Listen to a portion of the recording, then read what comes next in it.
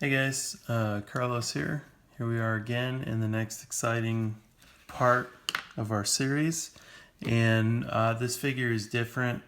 Reason being, I actually painted the head that I was planning on sticking on the other Marine. I painted him first. So I kind of got a little carried away and completely forgot that I was going to need to paint the lenses.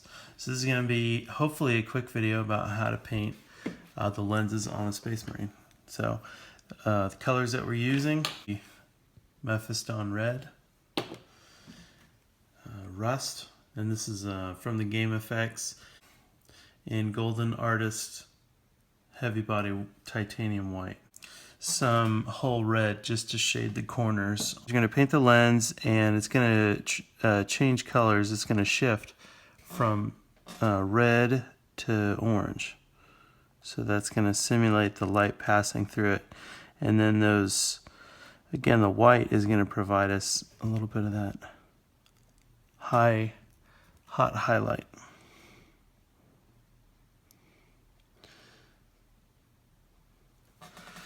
All right, and actually something I kind of forgot to do is put on my glasses, and I also forgot to paint the socket. So that's something you want to do first. You should paint the socket just to give it a nice clear. And this is something you do with a human eye. I'm sorry, or like if you were painting a head that wasn't inside of a helmet, this is something you'd also do to kind of bring that eye or frame it in the model.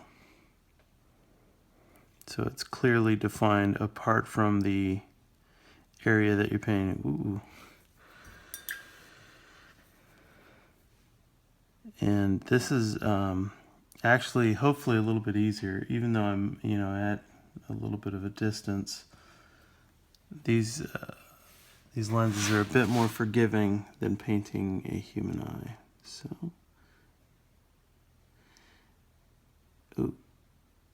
just tapped him a little bit. So I see there's a spot or two I missed right there. Don't want to shift him too much. And also I'm getting a little bit of a bead right there in the corner, so might have to fix it. Let that dry a little bit. Okay. So also something you can do, and I'm a little bit limited in what I can do here, but it's sometimes it can be easier to tilt the figure. So always the whole point, or one of the advantages of painting with like one of these little things on the bottom on the base.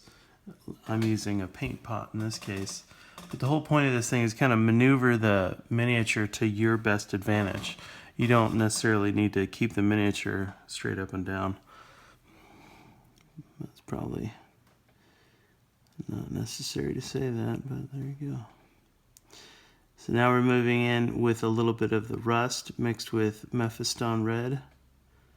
And this color might take a pass or two to build up. So I'm not going to despair if it doesn't show up right away.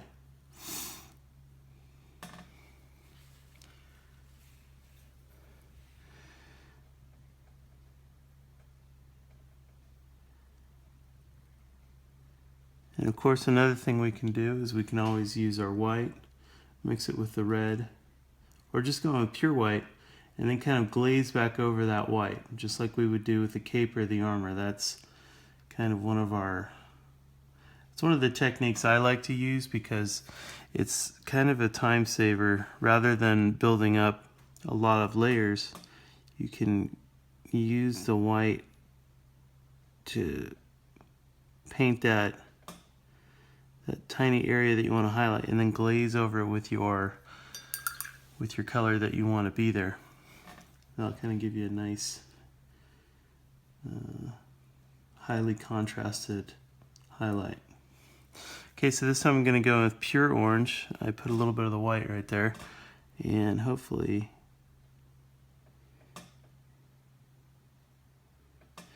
okay, and now I'll get some of my red, my Mephiston Red.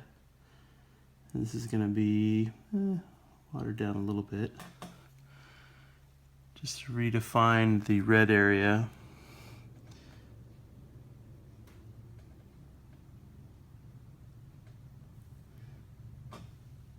Need to make sure that I'm actually filming this. I do not want to lose it. And that's one of the things that happen with the non-metallic metal. And I don't really know if I'm going to be able to kind of go back over the gold part, just because, oh man, so much of it was out of focus, and I was just like, wow, that's a shame. But sometimes, you know, the show must go on, so I'll have to live with that, I guess. Now I've grabbed the whole red to kind of redefine that corner, and then I'll probably, I don't know, that's too abrupt of a transition for me. So once again, I'm going to return with the Mephiston red. I'm going to try to fill in that middle area, and mostly this is caused by the not originally coloring the lens in with the whole red. If I had done that from the start, I wouldn't have needed to kind of do all these weird transitions. But either way, we're still getting there.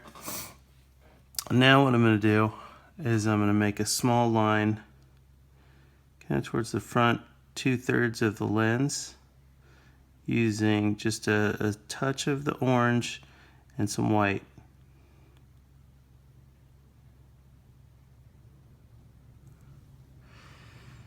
And then I'm going to grab almost pure white.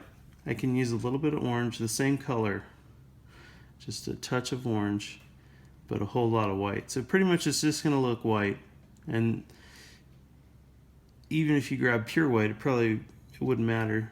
Just the little bit of orange, it's going to look like pure white. So I'll show you.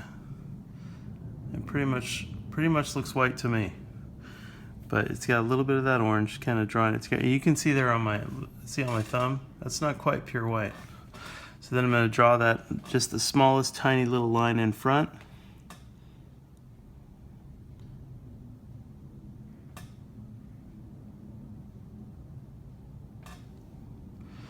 And then in the back, I'm going to dot it.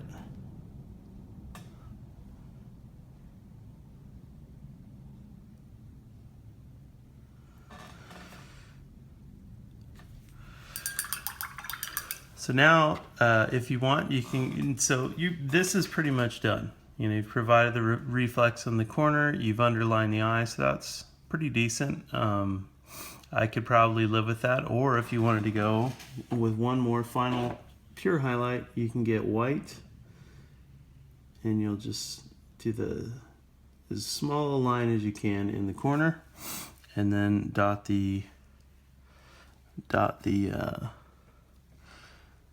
in the front part, you're going to do a small line. In the back, you can redot it with white. And now,